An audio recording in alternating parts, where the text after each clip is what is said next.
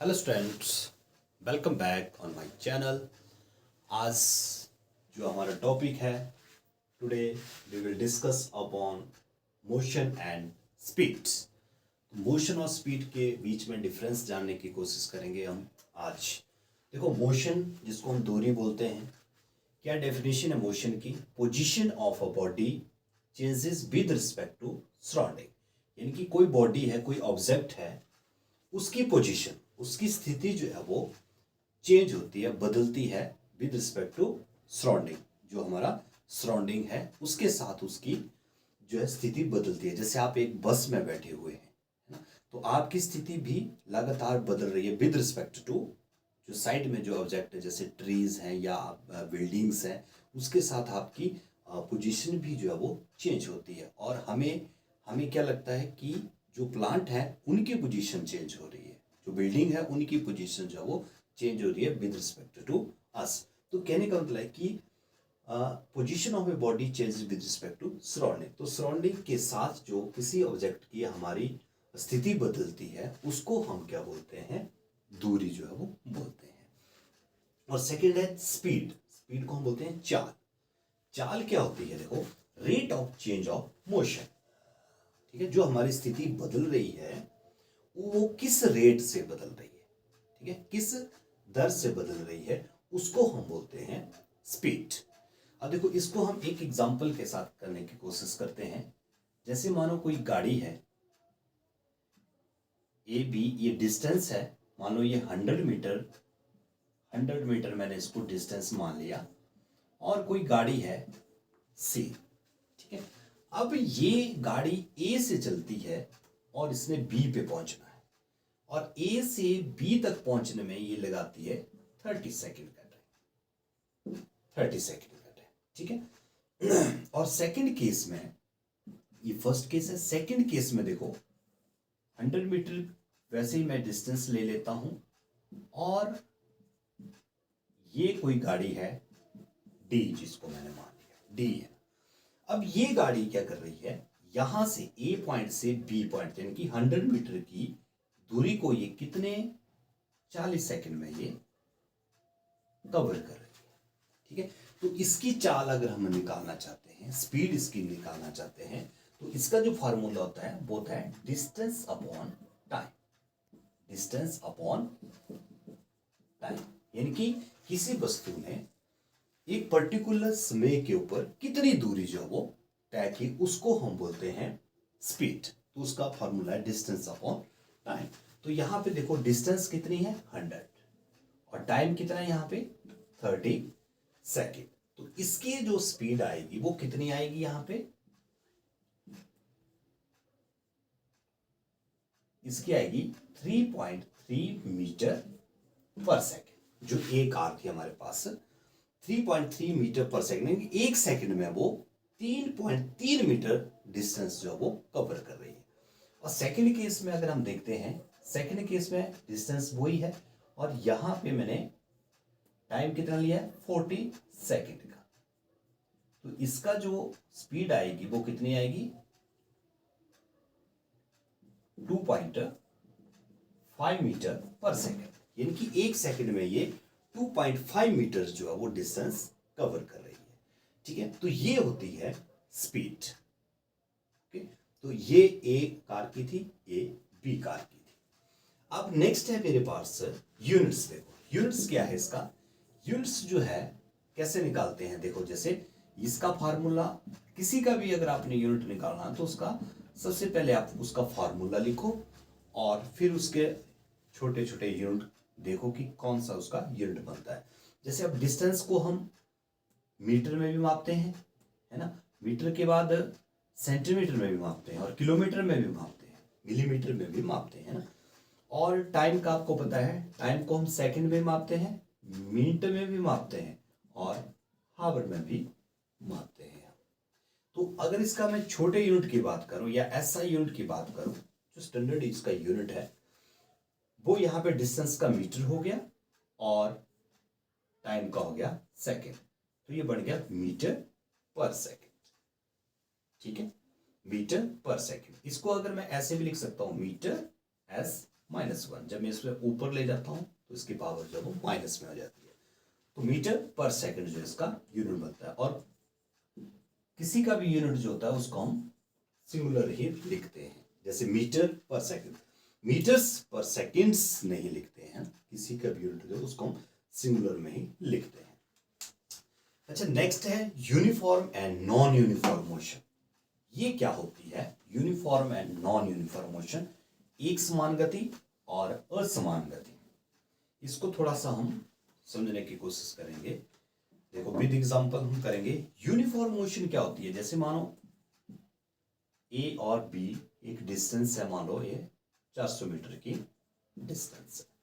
Uniform motion क्या होगी? अब यूनिफॉर्म मोशन क्या होगी कि कोई गाड़ी है, जैसे मानो यहाँ पे मैंने मान ली सी गाड़ी है, ये गाड़ी मान ली मैंने एक। ये गाड़ी जो है वो यहाँ से ए पॉइंट से बी पॉइंट तक जा रही है, और ये कैसे जा रही है? एक समान गति से जा रही है, यूनिफॉर्म मोशन के साथ ये जा रही है। यानी कि ये एक, या तो आप बोल सकते हैं एक स्ट्रेट लाइन में ये जा रही है और एक स्पीड के साथ जा रही है। कहीं ये रुक नहीं रही है, कहीं ये स्पीड के साथ नहीं जा रही है, कभी ये स्लो नहीं जा रही है, एक समान गति के साथ जो वो जा रही है। तो ये हो गई यूनिफॉर्म मोशन। ठीक है, ये हो गई यूनिफॉर्म मोशन। एक ही मोशन के साथ, एक समान गति के साथ जो वो कवर कर रही है डिस्टेंस को, यूनिफॉर्म मोशन इसको हम बोलते हैं। जैसे मानो ये ए और बी, मानो यहाँ से मानो चंडीगढ़ का रास्ता है, ए और बी जो है चंडीगढ़ का रास्ता मान लिया मैंने, 400 किलोमीटर मान लिया यहाँ पे मीटर की जगह।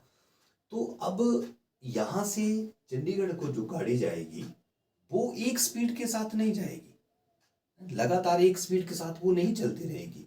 क्योंकि क्या होगा, कभी वो टर्न भी करेगी, कभी रोड ट्रैफिक वाला भी होगा, कभी वो भीड़ में भी जाएगी, कभी वो बाजार में भी जाएगी, कभी वो बिल्कुल स्ट्रेट हाईवे पे भी जाएगी। तो कहने का मतलब है कि ये यूनिफॉर्म मोशन जो है it is not possible in this case. तो इसको हम इस तरह से समझने की कोशिश करते हैं। अगर ये तो हो गया ना यूनिफॉर्म, अगर वो एक स्पीड के साथ जा रही है, मान लिया हमने एक स्पीड के साथ जा रही है, जैसे कि 400 किलोमीटर है, ये 400 किलोमीटर है और इसको ये 10 आवर का टाइम जो है वो गाड़ी ले रही है।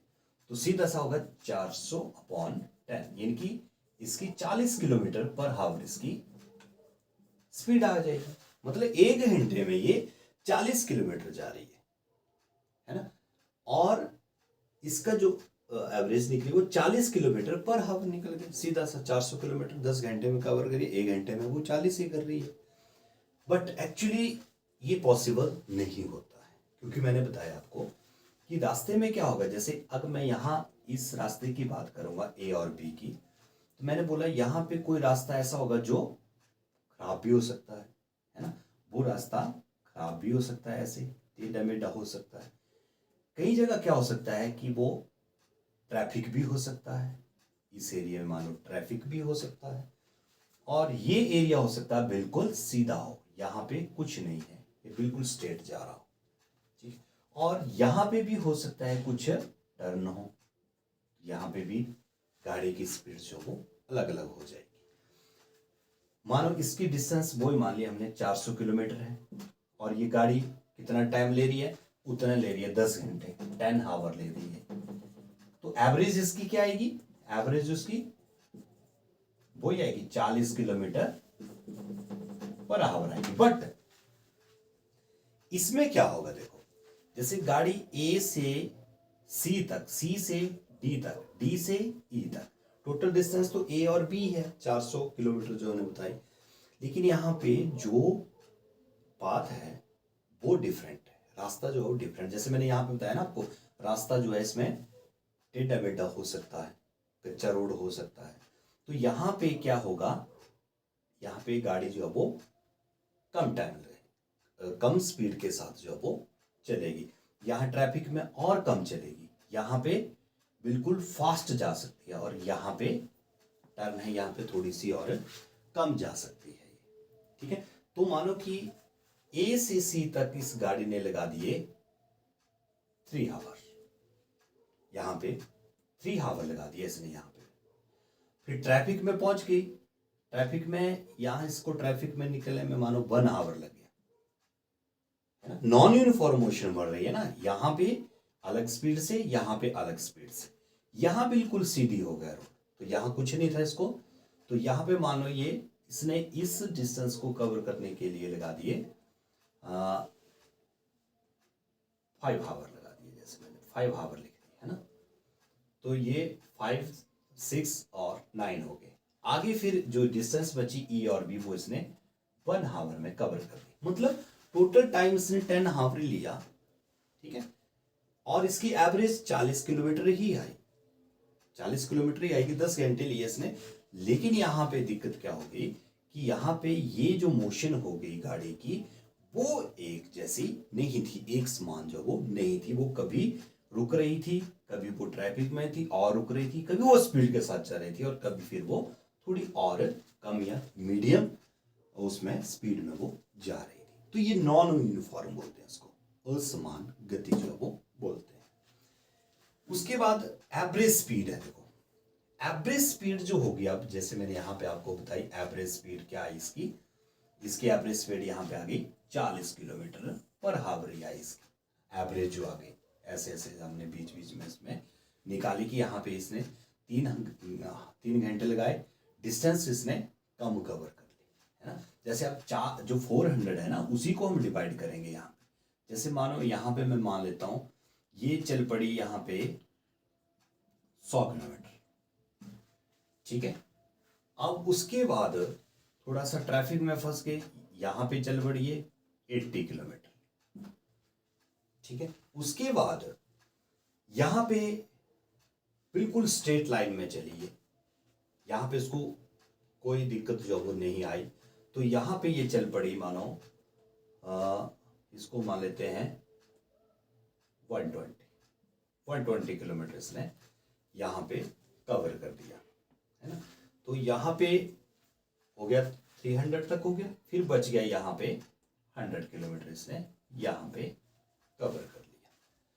तो इसको अब एवरेज स्पीड अगर हम इसकी निकालते हैं तो एवरेज स्पीड आप इसकी क्या आएगी, वो ही 40 किलोमीटर पर आवर ही यहाँ पे एवरेज स्पीड जाएगी। जब इसको हम सभी को जोड़ लेंगे, इसको भी जोड़ लेंगे तो 400 किलोमीटर डिस्टेंस वो ही कवर की इसने, लेकिन इसका जो मोशन थी वो नॉन यूनिफॉर्म जो वो हो गई इस केस में। और लास्ट में है देखो वेलोसिटी। वेलोसिटी क्या होती है, वेलोसिटी क्या होती है, speed plus direction, speed with direction. Speed तो होगी उस वेलोसिटी में स्पीड होगी, जैसे इस स्पीड के साथ ये एक स्पीड के साथ जा रही है, लेकिन यहाँ पे क्या होगा, डायरेक्शन होगी कि जो स्पीड तो है लेकिन वो एक पर्टिकुलर डायरेक्शन में है। जैसे यहाँ पे एग्जांपल था, जैसे मैं यहाँ पे आपको एग्जांपल देता हूँ कि वो गाड़ी कहाँ जा रही है, नॉर्थ टू साउथ जा रही है, एक पर्टिकुलर डायरेक्शन में जब वो जा रही है। ये गाड़ी जब किसी पर्टिकुलर डायरेक्शन में जा रही है तो उसको मैं क्या बोलता हूँ, वेलोसिटी जो वो बोलता हूँ। तो ये 7th 8th तक जो है वो ये बेसिक है, थोड़ा सा ये आपको जरूर आना चाहिए। और इससे ज़्यादा जो थोड़ा सा डीप है, बेसिक है, उसको हम 9th क्लास में जो वो डिस्कस करेंगे। तो होप है कि आपको ये टॉपिक जो आज का ये जो बेसिक है ये आपको जरूर क्लियर होगा। तो इसी के साथ थैंक यू।